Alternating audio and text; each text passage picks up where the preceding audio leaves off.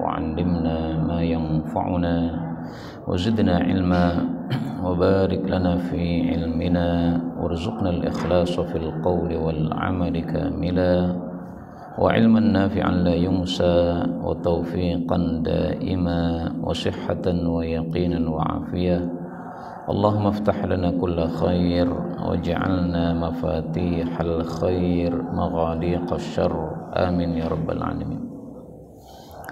Kita lanjutkan majelis ta'liq ala kitab At-Tajrid As-Sharih karya Al-Imam Az-Zabidi yang wafat pada tahun 893 rahimahullahu ta'ala. Dan kita sudah selesai membahas tentang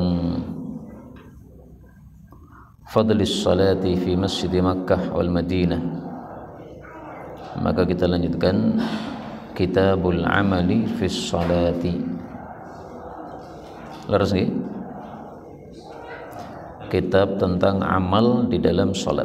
Dalam naskah yang lain Kitabul Isti'anati fi Salati.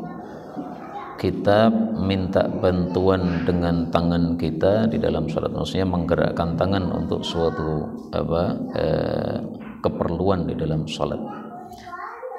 Jadi boleh di dalam salat kita melakukan suatu amalan yang keluar dari aktivitas salat apabila memang diperlukan. Hadis 630 dalam kitab saya, dalam kitab antum mungkin berbeda.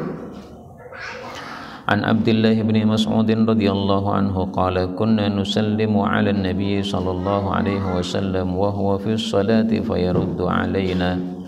فلما رجعنا من عند النجاشي سلمنا عليه فلم يرد علينا وقال إن في الصلاة شغلا. Jadi di awal Islam boleh salam ketika sedang salat, tetapi kemudian dihapus oleh Nabi SAW.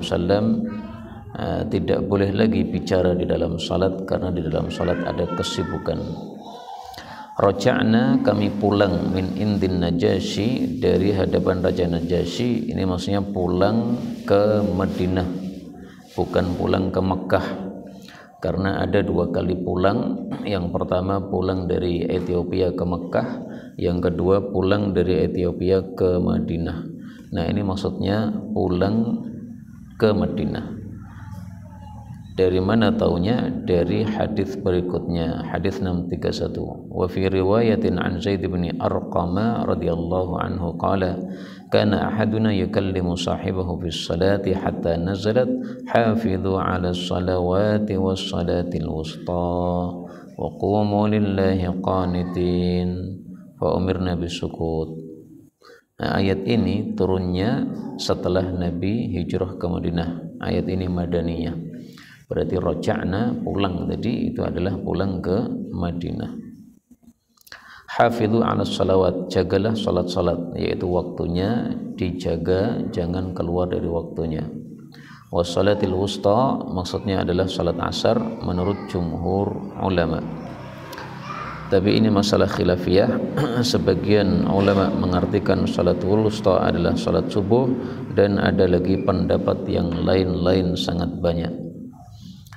Kemudian qumu, berdirilah, maksudnya salatlah. Maka ini termasuk dzikrul juz'i wa iradatul kull. Disebutkan sebagiannya yaitu berdiri, yang dimaksud semuanya adalah salat.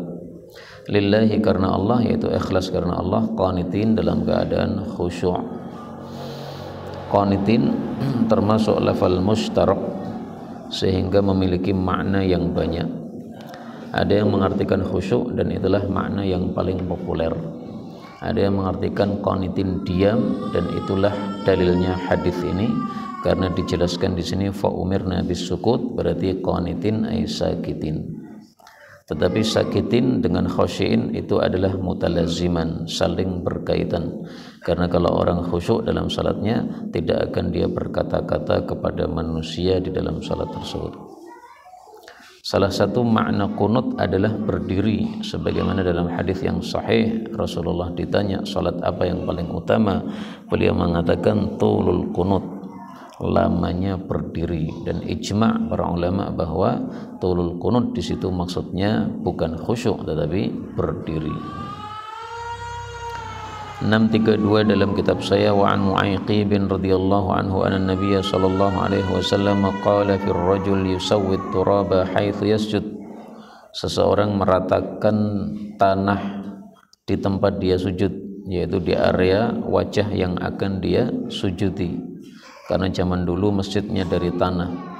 Qala in kunta fa'ilan fawahidah, kalau kamu harus melakukannya maka sekali usap saja. Hadis ini menunjukkan bolehnya mengusap area tempat sujud apabila diperlukan, tetapi hanya diizinkan satu kali. Karena kalau berkali-kali ini melenyapkan kekhusyuan. Kemudian perbuatan ini mengusap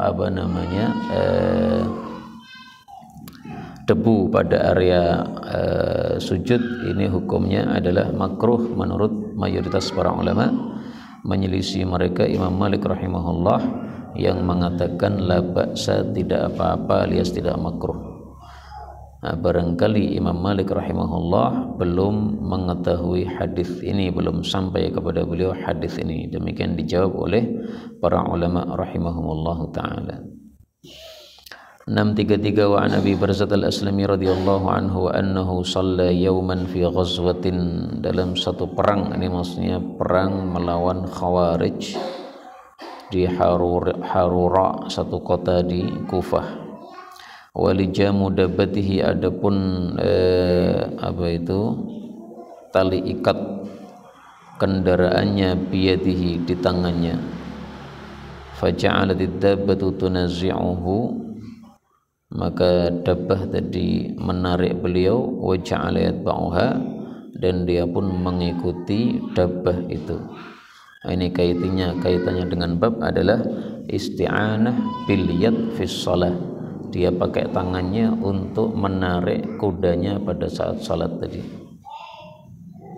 Dalam riwayat yang lain disebutkan bahwasanya thumma raja'al qahqara, kemudian dia mundur ke belakang, kembali ke safnya lagi. Jadi setelah ditarik kudanya maju ke depan, dia ikut maju tapi kemudian mundur lagi. Nah, maka maju mundur seperti ini ketika diperlukan dan itu sedikit tidak masalah. Adapun ketika gerakannya banyak, nah maka tidak diizinkan. Tapi kalau gerakannya sedikit maka tidak masalah berdasarkan hadis ini. Adapun pembatasan dalam mazhab Syafi'i, minimalnya adalah 2 kali. Kalau 3 kali berturut-turut maka salatnya batal. Maka ini dijawab oleh beberapa ulama, tidak ada dalil yang sangat jelas yang menunjukkan batalnya salat kalau gerakannya gerakannya 3 kali berturut-turut. Tapi untuk ihtiyat ya, kita biasakan kalau bergerak di dalam salat jangan lebih dari 2 kali berturut-turut untuk menghindari khilafiyah tersebut. Faqila lahu fi dzalika faqala inni ghazawtu ma'a Rasulillah sallallahu alaihi wasallam 6 ghazawatin aw qala 7 ghazawatin wa 8 wa syahidtu taysirahu, dan saya menyaksikan pemudahan Nabi Muhammad sallallahu alaihi wasallam. Artinya dalam masalah gerakan salat dan masalah-masalah yang lain oleh Nabi dimudahkan, tidak mudah-mudah dibatalkan seperti yang kalian yakini. Wa inni in kuntu an uraji'a ma'adabbati, bahwasanya saya menarik kendaraan saya, ahabbu ilayya min an ada'aha, lebih saya sukai daripada saya membiarkan kendaraan itu, tarji'u ila ma'lafiha, kembali ke tempatnya semula, fayashukku alayya, maka itu memberatkan kepada saya karena akan mencarinya ke tempat yang jauh. Jadi daripada setelah salat saya harus mencari-cari kuda ke tempat yang jauh, itu memberatkan saya, lebih baik tali kudanya saya pegang meskipun dia kadang maju kemudian saya ikut tertarik tapi kemudian bisa mundur lagi. Maka termasuk menggendong anak tidak ada masalah ketika memang diperlukan. Anak ikut ke masjid padahal kita tidak menghendakinya, ketut nih ke masjid, kemudian kita gendong supaya tidak mengganggu jamaah, dinaikkan lagi, digendong, kemudian diturunkan lagi, kemudian dinaikkan lagi, nggak ada masalah seperti ini. Dan para ulama mengatakan lafu imamah ahwanu min hamli umamah. Melipat sorban atau membenarkan sorban yang lepas itu lebih ringan daripada menggendong Umamah, yaitu Nabi pernah menggendong Umamah di dalam salat jamaah.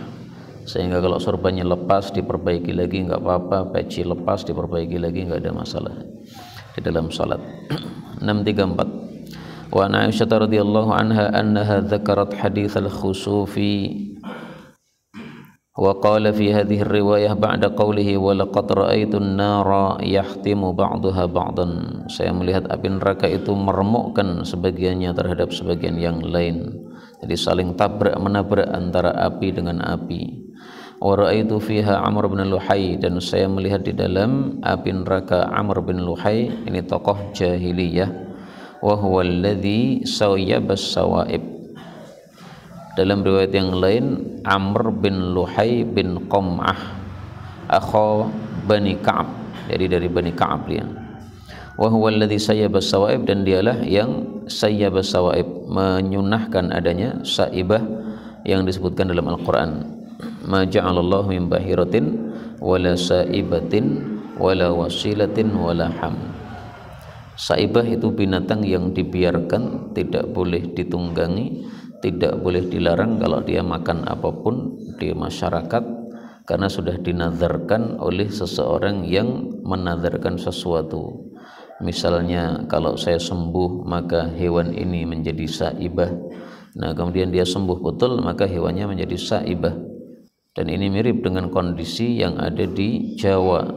Ada kebo Selamat, Mbah Selamat, Kiai Selamat. Nah itu katanya dibiarkan makan apapun, bahkan yang memiliki sayur mayur dimakan olehnya merasa mendapatkan berkah. Ini mirip dengan sawaib atau saibah yang ada di masa jahiliyah. Berikutnya 635. Wa an Jabir bin Abdullah radhiyallahu anhu qala ba'athani Rasulullah sallallahu alaihi wasallam fi hajatin lahu. Ini pada perang Bani Mustalik. Fantalaqtu thumma raja'tu wa qad qadaytuha fa ataitu an-nabiy sallallahu alaihi wasallam fa sallamtu alaihi falam yarudda alayya. Maksudnya Nabi tidak menjawab salamnya dengan ucapan, tetapi menjawabnya dengan gerakan tangan. Maka di sini dimasukkan dalam bab al-amal fi shalah, karena waktu itu Nabi menggerakkan tangannya untuk menjawab salamnya. Tapi hadis ini ringkasan, tidak disebutkan padanya bahwa Nabi menggerakkan tangannya dalam rangka menjawab salamnya. Dan seperti ini biasa ya, diringkas hadisnya karena sudah mafhum dari hadis yang lain. Fawaqa'a fi qalbi mallahu a'lamu bihi, maksudnya sedih. Faqultu fi nafsi la'alla Rasulullah sallallahu alaihi wasallam wajada alayya ay ghadaba alayya, marah kepada saya, anni abta'tu alaihi, karena saya lambat tidak segera datang. Thumma sallamtu alaihi falam yarudda alayya fawaqa'a fi qalbi ashaddu minal marratil ula. Thumma sallamtu alaihi faradda alayya. Kemudian saya salam lagi, dijawab oleh Nabi. Ini maksudnya selesai salat. Jadi salamnya Jabir 3 kali, 2 kali di dalam salat, 1 kali setelah selesai salat. Faqala, lalu beliau bersabda menjelaskan, innama man'ani an arudda alaik, menghalangi saya untuk menjawab salammu, anni kuntu usalli, karena saya sedang salat. Dan ini dalil bahwasanya hendaklah kita melenyapkan kesedihan orang yang sedih, karena Rasulullah sallallahu alaihi wasallam mengetahui susahnya Jabir ketika tidak dijawab salamnya oleh beliau. Maka beliau pun menjelaskan, ya saya tidak marah kepada kamu, tapi semata-mata karena tadi sedang salat. Dan ini dilakukan juga oleh Nabi dalam banyak kasus. Misalnya dalam kasus Sa'ab bin Jathamah, yang dia memberikan hadiah kepada Nabi berupa keledai. Nah, kemudian Nabi menolaknya. Maka Sa'ab kelihatan wajahnya susah Maka beliau menjelaskan, saya tidak menolaknya karena benci kepada kamu, bukan, tapi karena semata-mata sedang ihram. Nah, orang ihram tidak boleh dihadiahi keledai yang masih utuh, karena berarti menunjukkan dia berburu keledai tadi karena untuk si ihram tersebut. Wa kana ala rahilatihi mutawajjihan ila ghairil qiblah, menunjukkan bolehnya salat sunnah tidak menghadap kiblat apabila dilakukan di atas kendaraan, dan ini sudah pernah dibahas. Berikutnya 636, wa Nabi Hurairah radhiyallahu anhu qala nahan Nabi sallallahu alaihi wasallam ay yusalli ar-rajulu mukhtasiran. Ikhtisar ada dua makna. Yang pertama yang masyhur yaitu meletakkan tangan pada khasirah, pada lambung atau berkacak pinggang. Tafsiran yang kedua ikhtisar maksudnya isra', mempercepat salat. Jadi salat terlalu cepat. Seperti ikhtisarul kitab, meringkas kitab yang panjang jadi pendek. Adapun hikmahnya kenapa dilarang salat dalam keadaan berkacak pinggang? Pertama, karena menunjukkan tidak khusyuk. Yang kedua, karena konon iblis diturunkan dari surga dalam keadaan berkacak pinggang. Yang ketiga, karena Yahudi biasa melakukannya, sehingga dilarang kita menyerupai orang-orang Yahudi. Kitab Sujudil Quran, ada pembahasan sebelum dilanjutkan Sujudil Quran? Sujud sahwi. Kitab Sujud sahwi 637, wa Abdullah bin Mas'ud radhiyallahu anhu anna Rasulullah sallallahu alaihi wasallam shalla adh-dhuhra khamsan faqila lahu azida fi shalah faqala wa ma dhaka qala sallaita khamsan fasajada sajdataini ba'dama sallama. Hadis ini menunjukkan sujud sahwi dilakukan ketika ada penambahan di dalam salat karena lupa. Sebab sujud sahwi ada tiga: satu penambahan, dua pengurangan, tiga keraguan-raguan. Hadis ini menunjukkan bahwa sujud sahwi dilakukan ba'dama salam, setelah salam. Hadis yang lain mengatakan sebelum salam. Makanya para ulama berselisih pendapat. Mazhab Hanafi memakai hadis ini setelah salam. Mazhab Syafi'i memakai hadis yang lain sebelum salam. Mazhab Maliki mengkompromikan antara keduanya.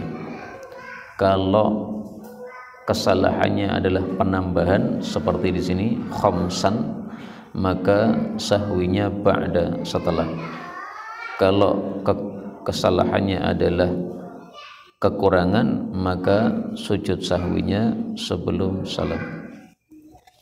Pendapat qadim Imam Syafi'i adalah mukhayyar, bebas, boleh sebelum salam, boleh setelah salam. Dan pendapat qadim mazhab Syafi'i ini yang dipilih oleh Al-Imam Al-Baihaqi rahimahullahu ta'ala, dan itu juga yang dipilih oleh banyak dari masyayikhuna, di antaranya adalah Syekh Wahid Bali hafizahullahu ta'ala. Karena itu boleh bebas setelah salam atau sebelum salam. Mazhab yang paling susah adalah mazhabnya Imam Ahmad bin Hanbal. Beliau mengatakan yu'malu kullu hadithin ala wajhihi. Setiap hadis tentang sujud sahwi diterapkan sesuai kasus yang terjadi. Jadi kita harus hafal semua hadis tentang sujud sahwi yang dilakukan oleh Rasulullah sallallahu alaihi wasallam. Dalam hadis ini kan menambah menjadi 5 kan. Nah, berarti kalau nambah menjadi 5 berarti ba'da masallama.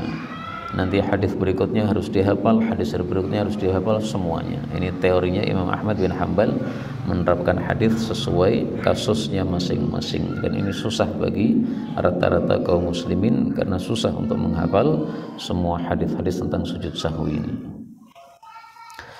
Nah,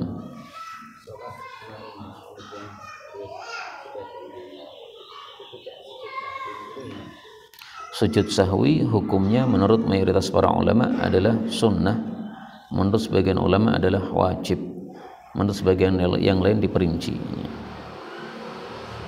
Perincinya bagaimana? Kalau yang ditinggalkan adalah yang wajib, maka sujudnya wajib.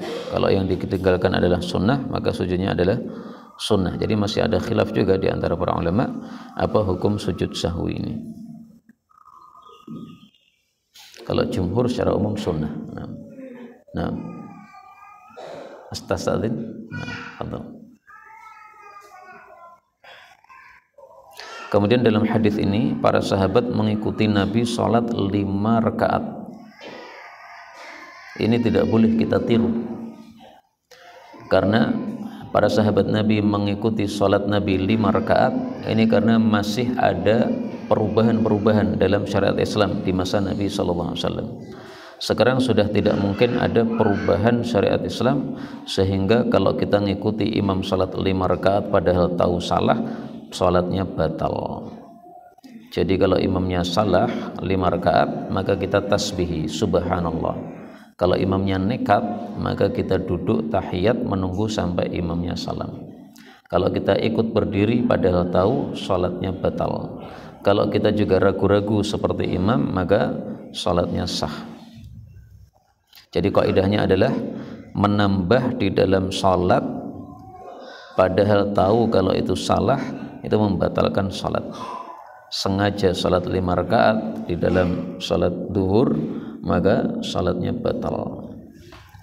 638 wa an Ummi Salamah radhiyallahu anha qalat sami'tu an-nabiy sallallahu alaihi wasallam yanha 'anil rak'ataini ba'dal 'asr, menunjukkan larangan salat setelah azhar.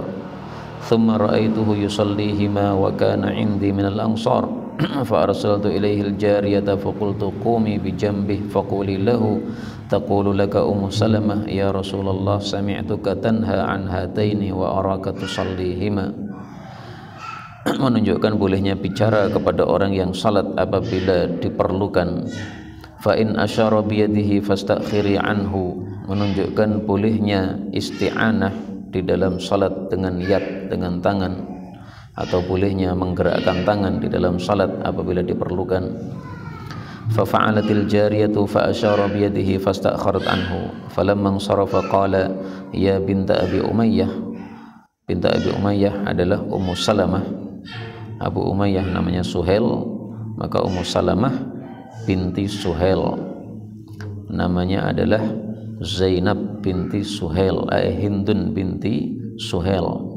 Sa'alti 'anil rak'ataini ba'dal 'asr wa innahu atani nasun min Abdil Qais fashaghaluni 'anil rak'ataini allataini ba'da adh-dhuhri fahuma hatani, menunjukkan bolehnya mengganti salat yang terlewat diganti setelah asar, dengan syarat setelah asarnya belum sampai kuning matahari. Tapi kalau sudah kuning matahari, maka sudah tidak boleh salat tersebut. Kemudian masalah ini khilafiyah. Menurut mayoritas para ulama tidak boleh salat setelah asar. Menurut minoritas ulama tidak boleh salat asar apabila sudah kuning matahari. Dan hadisnya sahih dari Abu Dawud dari Ali bin Abi Thalib bahwasanya Nabi SAW melarang salat setelah asar kecuali kalau matahari masih putih, sehingga yang dilarang itu hanya ketika sudah kuning saja.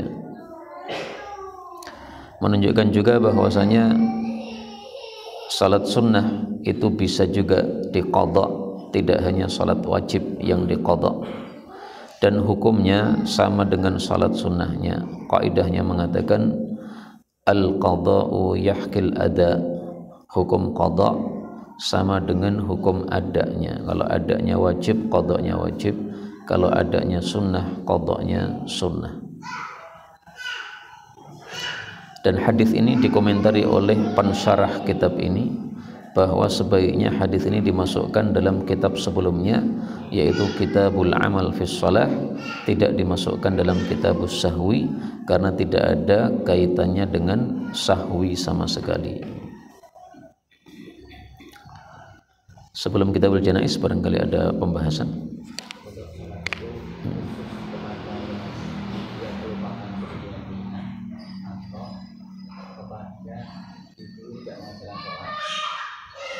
kemudian tobat. Ada orang sudah 10 tahun tidak sholat kemudian tobat, apakah dia wajib mengganti sholatnya selama 10 tahun tadi? Menurut mayoritas para ulama wajib. Menurut mazhab Hambali dia wajib bertaubat kepada Allah Subhanahu wa ta'ala. Bagaimana cara menggantinya padahal sholatnya 10 tahun ditinggalkan? Menurut mazhab Syafi'i dilakukan sholat bertubi-tubi supaya segera selesai kewajiban sholat 10 tahun itu. Jadi pekerjaannya sehari-hari 24 jam sholat, istirahat tidur, istirahat mandi. Kalau perlu kerja ya kerja, kalau nggak perlu ya nggak usah kerja. Sudah ada penghasilan maka nggak usah kerja, sholat terus sampai utang 10 tahun lunas. Menurut mazhab yang lain, dan ini lebih ringan, dilakukan setiap sholat 2 kali sampai 10 tahun. Subuh 2 kali, zuhur 2 kali, asar 2 kali, maghrib 2 kali, isya 2 kali, sampai 10 tahun berarti sudah lunas utangnya. Tapi ini kadang-kadang susah karena mungkin orang belum sampai 10 tahun sudah wafat, berarti meninggalkan utang. Mazhab yang paling gampang yang tadi, yaitu tobat kepada Allah Subhanahu wa ta'ala, kemudian perbaiki amalnya, memperbanyak sholat sunnah, dan tidak mengulangi lagi perbuatan tersebut. Dan itu tampaknya yang dipilih oleh Syekh Nasad Mudakir, yaitu tidak mengulangi. Kenapa? Kalau mazhab Syafi'i tidak, jadi 24 jam itu mengganti itu sholat itu. Tapi kalau mazhab yang lain tadi ya zuhur, asar, maghrib, isya. Kitabul Janaiz, kitab tentang jenazah, atau janazah, kasrah atau fathah boleh. Dan artinya adalah keranda yang di atasnya ada mayit. Kalau cuma mayit saja tidak disebut jenazah, tapi disebut mayit. Kalau cuma kerandanya saja tidak disebut jenazah, tapi disebut na'syun atau sarirun. 639 dalam kitab saya. Wa Nabi Dzar radhiyallahu anhu qala Rasulullah sallallahu alaihi wasallam atani atin, maksudnya malaikat Jibril alaihi salatu wassalam, min rabbi fa akhbarani aw qala basyarani, ini berarti wahyu, annahu man mata min ummati la yusyriku billahi syai'an dakhala al-jannah. Qultu wa in zana wa in saraq, qala wa in zana wa in saraq. Hadis menunjukkan bahwa dosa-dosa selain syirik masih bisa diampuni oleh Allah, sehingga masih ada kesempatan untuk masuk surga. Adapun mati membawa syirik seperti Abu Talib, maka tidak akan masuk surga.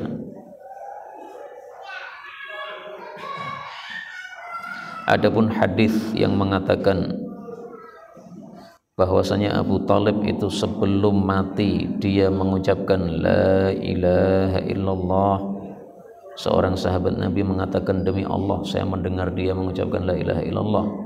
Riwayat Ibnu Ishaq di dalam kitab sirahnya, itu hadis yang dhaif, dan yang sahih adalah bahwasanya dia mati tidak mengucapkan la ilaha illallah. Ijma' para ulama mengatakan innaka la tahdi man ahbabta, itu Abu Talib, berarti dia mati kafir. Dalam Sunan Abu Dawud, Ali mengatakan inna syaikhad dhal qad mata, mbah tua yang sesat sudah mati, yaitu bapaknya sendiri.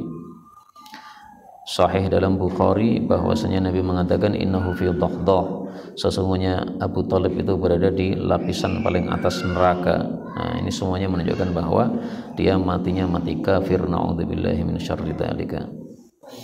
Naam. Qultu Abu Dzar qala Rasul sallallahu alaihi wasallam. Jadi bukan qultu Nabi kemudian qala Jibril, bukan. 640 wa an Abdullah bin Mas'ud radhiyallahu anhu qala Rasulullah sallallahu alaihi wasallam man mata yusyriku billahi syai'an dakhala an-nar. Wa qultu ana, maksudnya istimbat, man mata la yusyriku billahi syai'an dakhala al-jannah. Tapi dalam riwayat Muslim ada yang sebaliknya. Justru sabda nabinya adalah man mata la yusyriku billahi syai'an dakhalal jannah. Istimbatnya man mata yusyriku billahi syai'an dakhalan nar. 61 anil Bara ibn Azib radhiyallahu anhu qala amarna Nabi sallallahu alaihi wasallam bi sab'in wa nahana an sab'in. Saya menulis kitab dengan judul Al-Ahadits Al-Adadiyah, hadis-hadis yang menyebutkan jumlah-jumlah, dan ini menunjukkan cerdasnya Nabi dalam mengajarkan ilmu, sehingga kalau agak banyak gitu beliau sebutkan jumlahnya dulu supaya orang perhatian sehingga menghitung. Nah, maka mari kita hitung. Amarna bittiba'il janaiz, mengikuti jenazah, ini satu. Yang kedua wa iyadatil marid, menjenguk orang sakit, ini dua. Wa ijabatid da'i, mendatangi undangan orang yang mengundang, ini tiga. Dan ini kalau walimah maka hukumnya wajib, kalau selain walimah maka hukumnya sunnah menurut jumhur ulama. Menyelisih mereka Ibnu Umar, dia anggap wajib semua undangan makan. Yang keempat wa nasrul mazlum, menolong orang yang terzalimi. Yang kelima ibrarul muqsim, menuruti orang yang bersumpah, atau al-muqsim atau al-qasam, ya sama-sama sahih. Maksudnya kalau ada orang bersumpah kepada kita minta bantuan misalnya, maka kita turuti supaya dia tidak usah membayar kafarah sumpahnya. Demi Allah tolong Anda bantu saya, nah kita bantu betul. Yang keenam raddis salam. Yang ketujuh tashmitil atis, mendoakan orang yang bersin, maksudnya kalau mengucapkan alhamdulillah. Adapun kalau tidak mengucapkan alhamdulillah maka tidak kita doakan. Adapun kalau kita ragu-ragu apakah mengucapkan alhamdulillah ataukah tidak karena tidak jelas, maka Ibnu Umar menjawab yarhamukallah in kunta hamidallah. Semoga Allah merahmati kamu kalau kamu tadi memuji Allah subhanahu wa ta'ala. Ini sudah benar 7 hal. Wa nahana an satu aniyatil fiddah, wadah perak. Dalam hadis yang lain juga wadah emas. Yang kedua khatamidz zahab, cincin emas, ini untuk laki-laki. Yang ketiga al-harir, sutra, ini juga untuk laki-laki. Yang keempat ad-dibaj, itu sutra dibaj, karena sutra itu bermacam-macam, maka ada sutra dibaj, ini termasuk sutra yang istimewa. Wal qassi, sutra qas, yang dibuat di kota Qas, maka dinisbatkan kepada kota tersebut al-qassi. Ada juga yang mengartikan qassi adalah sutra jelek, maka kalau diartikan sutra jelek berarti sebaliknya dibaj. Dibaj itu yang sutra istimewa, qassi ini sutra yang jelek. Berarti maksudnya semua jenis sutra, jelek, biasa, atas, semuanya adalah dilarang. Adapun istabraq ini nomor 6, itu adalah sutra tebal sebagaimana disebutkan dalam Quran, min sundus wa istabraq. Sundus tipis, istabraq tebal. Jadi Arabnya dengan terjemahnya serupa ya, sundus tipis pakai sin, istabraq tebal pakai ba atau b. Nah, berarti cuma ada 6 kurang 1. Yang ketujuh ini disebutkan dalam hadis yang lain, yaitu dilarang dari mayathir. Mayathir itu adalah lemek dari sutra di atas pelana. Di pelana kuda biasanya ditambahi lemek. Nah, lemeknya itu dibuat dari sutra, itu yang dilarang. Kalau dari selain sutra maka dipersilahkan.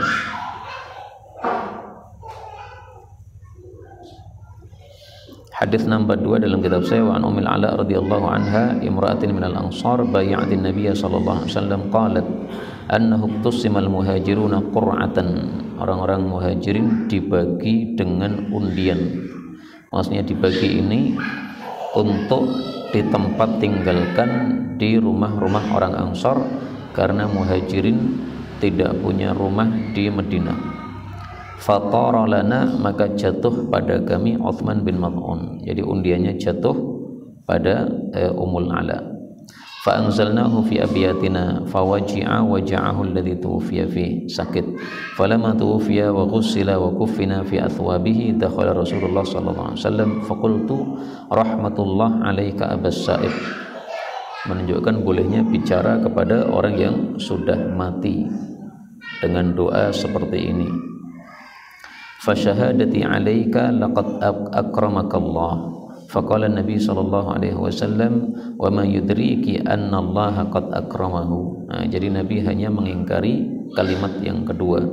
Tapi kalimat pertamanya mendoakan atau mengajak bicara orang mati tidak dilarang, tidak diingkari oleh Nabi sallallahu alaihi wasallam.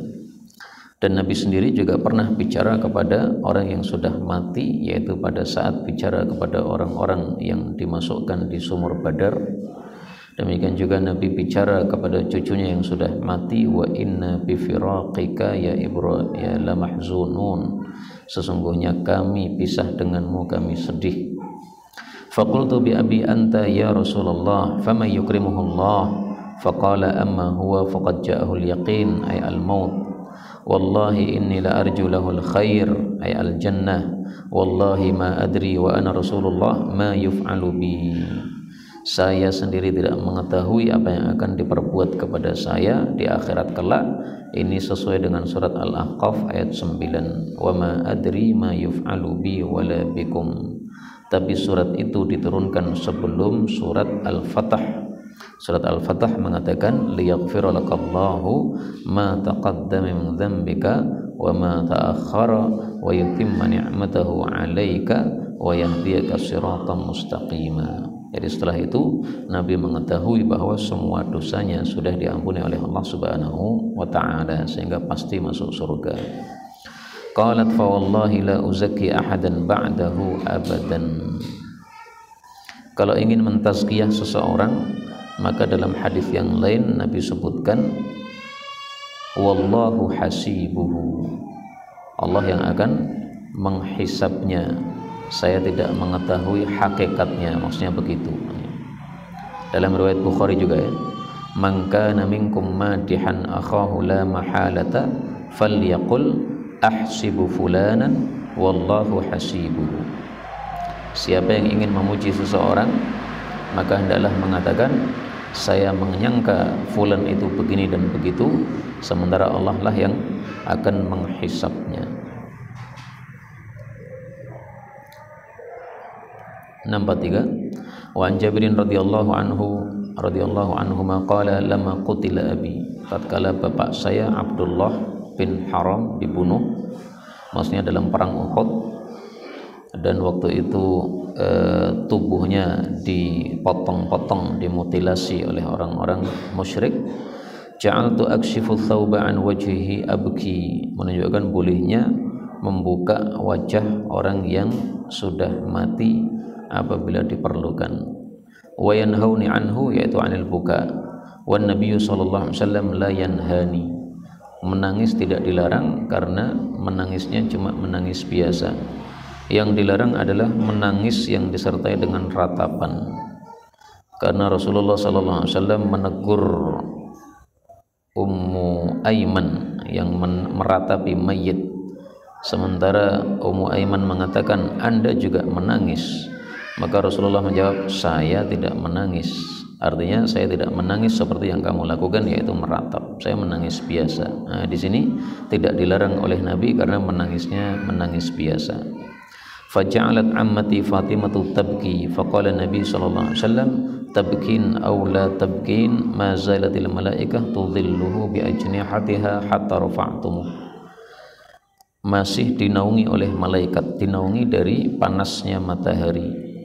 Karena waktu itu di medan Uhud, sehingga medannya terbuka, ada terik matahari, sampai diangkat masih dinaungi oleh para malaikat. Dan Abdullah bapaknya Jabir ini termasuk dari orang-orang yang dijamin masuk surga, karena Rasulullah SAW menjelaskan dalam hadis yang lain bahwasanya bapaknya Jabir ini diajak bicara langsung oleh Allah Subhanahu wa taala. Kemudian ditanya, apakah kamu pengen sesuatu? Ternyata dia pengennya balik ke dunia untuk mengalami mati syahid yang kedua, maka tidak diizinkan oleh Allah Subhanahu wa taala. Akhirnya bapaknya Jabir minta kepada Allah, tolong disampaikan kondisi saya kepada orang-orang yang belum wafat. maka Allah menurunkan ayat wala tahsabannal ladzina qutilu fi sabilillahi amwat bal ahya'un 'inda rabbihim yurzaqun. Ini ayat turun gara-gara bapaknya Jabir bin Abdullah ini. Wala taqulu liman yuqtalu fi sabilillahi amwat wala tahsabannal ladzina qutilu fi sabilillahi amwata. Dua ayatnya. Nomor 4, wa Nabi Hurairah radhiyallahu anhu anna Rasulullah sallallahu alaihi wasallam na'an Najasyi, melalayukan Raja Najasyi namanya Ashamah an-Najasyi, fil yaumil ladzi mata fihi, pada hari kematiannya, matinya tahun 9 Hijriyah. Jadi di akhir-akhir hayat Nabi sallallahu alaihi wasallam, dan dia belum pernah ketemu dengan Nabi, sehingga Najasyi ini bukan sahabat, tapi dia masuknya mukhadram. Mukhadram adalah orang yang sudah iman di masa Nabi tapi tidak pernah ketemu dengan Nabi sallallahu alaihi wasallam. Dan mukhadram itu termasuk tabi'i, tapi tabi'i yang istimewa karena dia sudah Islam sejak di masa Nabi sallallahu alaihi wasallam. Antara lain Najasyi, antara lain Abu Muslim al-Khawlani, antara lain Uwais al-Qarni, ini semuanya para mukhadram. Kharaja ilal musalla, beliau keluar ke tempat lapang, disebutkan oleh Suhaili ini di al-Gharq, di Baqi'il Gharqad, di dekat pekuburan Baqi'il Gharqad. Maka ini menunjukkan salat jenazah di luar masjid. Fasaffa bihim wa kabbaru arba'an. Dan salat jenazah di luar masjid ini termasuk sunnah mahjurah. Maka hadis ini bisa dikumpulkan dalam satu kitab Al-Arba'in fi Sunnatil Mahjurah, 40 hadis tentang sunnah-sunnah yang telah ditinggalkan. Ini siapa yang disuruh nulis, Ustaz? Yang disuruh nulis Arba'in Sunnah Mahjurah siapa ini? Atau siapa yang mau nulis ini, siapa nih? Jadi supaya antum semuanya ahli menulis. Guru saya Syekh Mustafa Ali Yaqub mengatakan wala tamutunna illa wa antum katibun.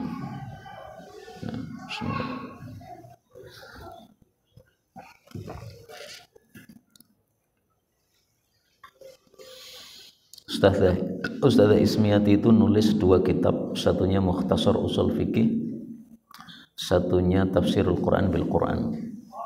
Nah, kemarin saya upload di Kutubul Indonesiyin, Al-Kutubul Arabiyah lil Indonesiyin, itu saya lihat sudah ada 60 yang membacanya, 60 orang.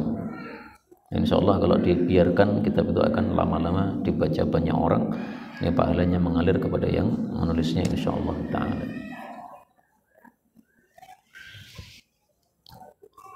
Jarang perempuan menulis, sehingga kalau ada perempuan menulis itu yang minat membaca lebih banyak. Jadi kalau tulisannya Ummu, nah itu sudah pada tertarik, tulisannya siapa nih dibaca. Nah, kalau Abu udah biasa, jarang orang tertarik.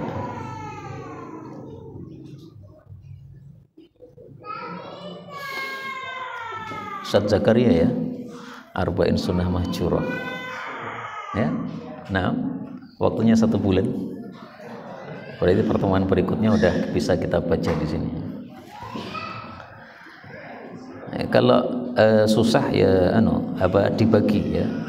Antum 20, sebelahnya 20. 20 pas 40. Atau sama istri, 20 suami, 20 istri. Enaknya kalau istrinya ustadzah gitu, bisa joinan. Tapi saya belum berhasil ngajak istri saya nulis, karena dia terkesan dengan perkataan Syekh Ahmad Asy-Syihabi. Syekh Ahmad Asy-Syihabi saya tanya, Syekh, katabta syai'an? Beliau mengatakan al-kuttabu katsir wal qurra qalil. Nah, maka beliau katakan lebih bagus banyak membaca daripada nulis atau membaca. Tapi menurut saya menulis itu wajib membaca. Tidak mungkin kita menulis kalau tidak membaca. 45, wa an Anas radhiyallahu anhu qala Nabi sallallahu alaihi wasallam akhadha ar-rayata Zaidun Dalam perang ada rayah, bendera besar, ada liwa, bendera kecil. Zaid maksudnya Zaid bin Harithah, anak angkat Nabi sallallahu alaihi wasallam. Ini dalam perang Mu'tah yang terjadi pada 9 Hijriah. Fa usiba, maka maksudnya dia mati. Tsumma akhadaha Ja'far bin Abi Thalib, kakaknya Ali bin Abi Thalib, fa usiba. Ja'far ini laqabnya adalah Abul Masakin, sebagaimana Zainab istri Nabi laqabnya adalah Ummul Masakin. Karena Ja'far bin Abi Thalib ini sangat suka untuk mengunjungi orang-orang miskin, mengajak mereka makan di rumahnya, dan menyajikan apapun yang dia mampu kepada mereka, maka disebut sebagai Abul Masakin. Thumma akhadaha Abdullah bin Rawahah fa usiba wa inna aynai Rasulillah sallallahu alaihi wasallam la tadrifan, menunjukkan bolehnya menangis apabila tanpa rataban. Thumma akhadaha Khalid bin al-Walid min ghairi imratin, ay min ghairi amrin nabi, tanpa diperintahkan oleh Nabi sallallahu alaihi wasallam. Fa futiha lahu, lalu dimenangkan untuknya. Kemenangannya Khalid dalam perang Mu'tah itu adalah berhasil membawa pulang pasukan kaum muslimin tanpa bisa dihabiskan oleh musuh. Jadi bukan menang alias orang-orang kafir kalah, tidak ya. Karena jumlahnya tidak imbang, umat Islam cuma 3.000, sementara orang-orang kafir itu berlipat-lipat, mungkin 10 kali lipat atau lebih, sehingga tidak imbang sama sekali perang tersebut. Nah, maka Khalid bin Walid berhasil membawa pulang kaum muslimin, itu dianggap oleh Nabi sebagai futihalahu. Karena orang-orang kafir ini mengira bahwasanya ada bantuan tambahan dari Madinah, sehingga mereka tidak berani mengejar. Kalau mereka tahu bahwa itu ternyata taktiknya Khalid, mereka akan kejar kaum muslimin, dibasmi 3.000 ini. Nah, Khalid kan pencarkan pasukannya, ada yang di selatan, ada yang di utara, ada yang di timur. Kemudian semuanya suruh untuk datang rame-rame sehingga debu beterbangan. Nah, sehingga dikira ini ada bantuan baru dari Madinah, sehingga ciut nyalinya para orang-orang kafir tidak berani menghabisi kaum muslimin saat itu. 46 wa anhu radhiyallahu anhu qala Nabi sallallahu alaihi wasallam ma minan nasi min muslimin yatawaffa lahu thalathun lam yablughul hintha. Kematian 3 anak yang belum balik, illa adkhalahu Allahul jannata bi fadli rahmatihi iyyahum, maka masuk surga. Kata-kata 3 ini bukan pembatasan, karena kaidahnya al-adadu la mafhuma lahu. Seorang sahabat Nabi bertanya, wathnani, beliau menjawab wathnani. Ummu Salamah bertanya, wathnani, beliau menjawab wathnani. Jadi minimal sudah ada 2 orang yang bertanya. Kalau matinya 2 orang maka tetap masuk surga, dan matinya 1 orang pun juga tetap masuk surga. Kemudian di sini disebutkan lam yablughul hintha, belum balik. Kalau anaknya sudah balik, maka menurut para ulama bitoriqil aula, itu lebih pantas untuk masuk surga, karena susahnya hati orang tua kematian anak yang sudah balik ini lebih dahsyat daripada yang belum balik. Yang belum balik itu jadi tanggungan orang tua, tapi yang sudah balik ini bisa membantu orang tua. Apalagi kalau anaknya seorang yang najib, seorang yang banyak manfaatnya kepada bapaknya, sehingga bapaknya sangat kehilangan ketika anaknya mati. Nah, ini sangat lebih pantas untuk mendapatkan fadilah ini daripada orang yang kematian anaknya yang masih bayi, yang masih belum memberikan manfaat kepada orang tuanya. Seperti Syekhuna Ustaz Mudzakkir hafizahullah, ketika kematian putranya Ustaz Ali Faqihuddin, itu sangat sedihnya bukan main, karena tampaknya yang paling najib dari kalangan putra-putra beliau ya Ustaz Ali, yang bisa membantu aktivitasnya Ustaz Mudzakkir dalam mengelola pesantrennya, tapi justru diambil oleh Allah yang paling membantu beliau dalam pesantrennya. Ini saya yakin termasuk dalam hadis ini, illa adkhalahu Allahul jannah bi fadli rahmatihi iyyahum. Dan menurut saya wallahu alam bisawab, sengaja Allah ambil Ustaz Ali Faqihuddin bukan yang lainnya, supaya ta'alluq hatinya Ustaz Mudzakkir kepada Allah itu lebih kuat, Jadi tidak ada ta'alluq kepada makhluk selain Allah Subhanahu wa taala. Ini bahasa ulama sufi bahwasanya Allah itu yaghar, Allah itu cemburu ketika hatinya seorang walinya terikat kepada selain Allah Subhanahu wa taala, sehingga yang berkaitan dengan itu dihilangkan oleh Allah supaya fokus hatinya kepada Allah Subhanahu wa taala. Wallahu a'lam bissawab.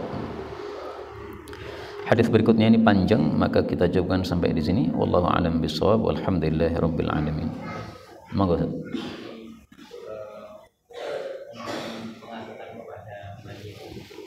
Apa?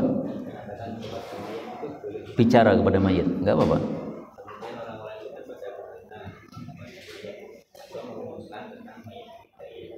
Oh, mengumumkan. Kalau yang biasa dilakukan oleh orang-orang itu adalah istilah mereka apa itu ya? Mahasinul mayyit. Nah, jadi memuji-muji orang si mayit ini apa namanya ketika dia akan dikuburkan. Nah, itu tidak dilakukan oleh Rasul sallallahu alaihi wasallam. Adapun mahasinul mayyit yang dimaksud dalam hadis-hadis Nabi itu ada jenazah dilewatkan, kemudian orang-orang mengatakan ini jenazahnya Pak Fulan, mereka memuji-muji. Jadi bukan sengaja dimunculkan pujian dalam ceramah sebelum keberangkatan si mayit, bukan begitu. Maka itu tidak sesuai sunnah malah.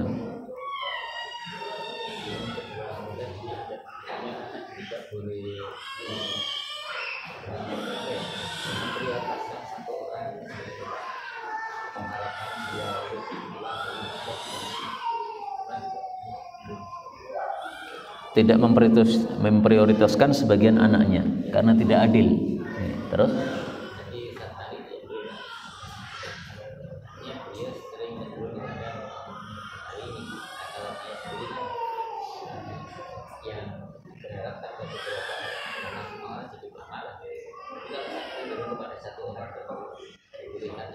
kalau cuma hati nggak masalah, karena hati kan kita tidak bisa menguasai.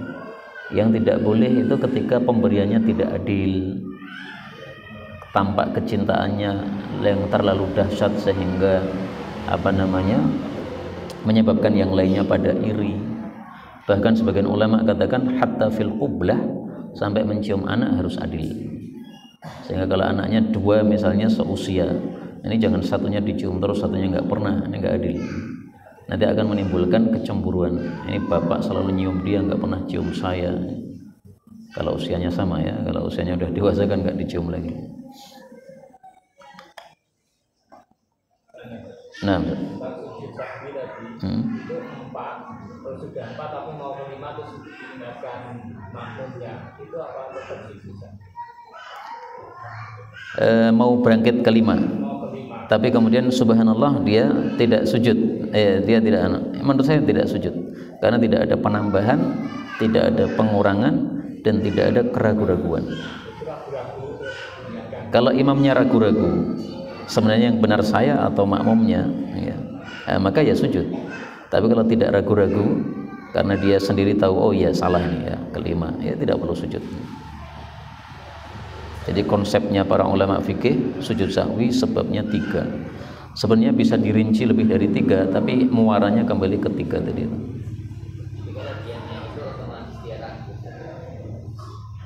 Tapi kan terus tidak ragu kan? Iya, setelah itu tidak ragu.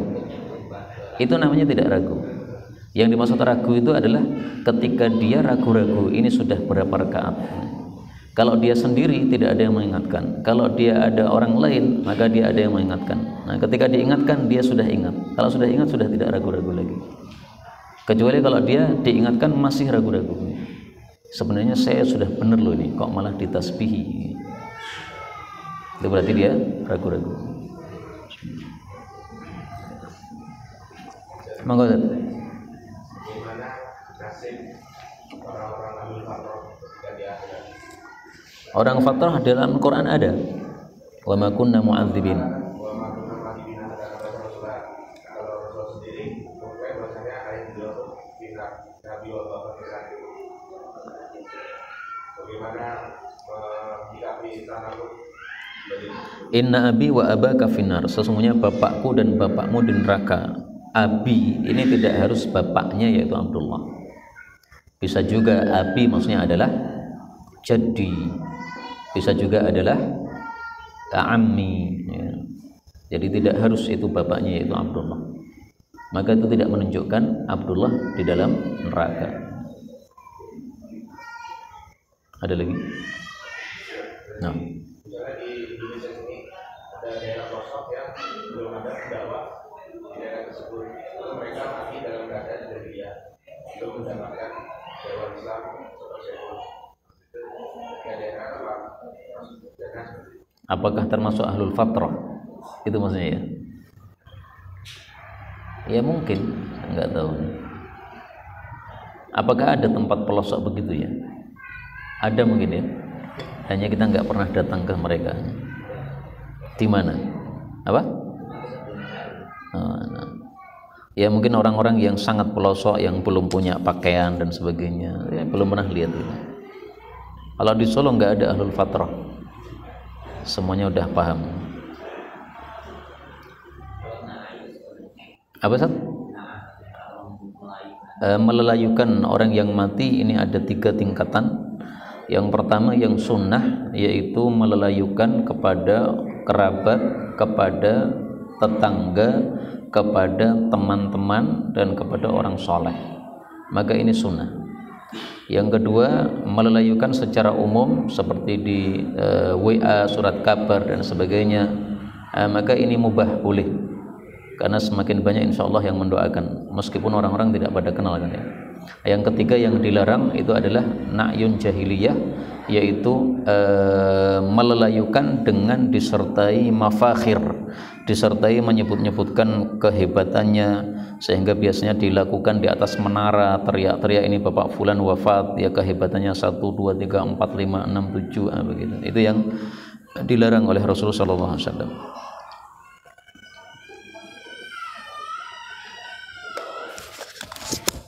Subhanakallahumma rabbana wa bihamdika asyhadu an la ilaha illa anta astaghfiruka wa atubu ilaik.